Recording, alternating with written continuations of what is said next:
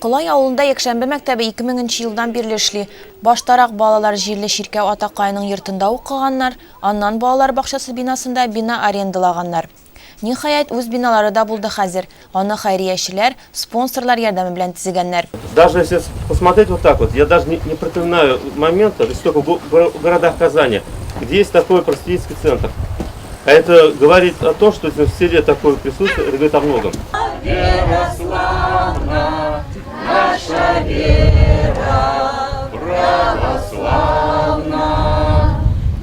Тантаналы ачылыштан соң барысы да мәктәпнең эченә үттеләр.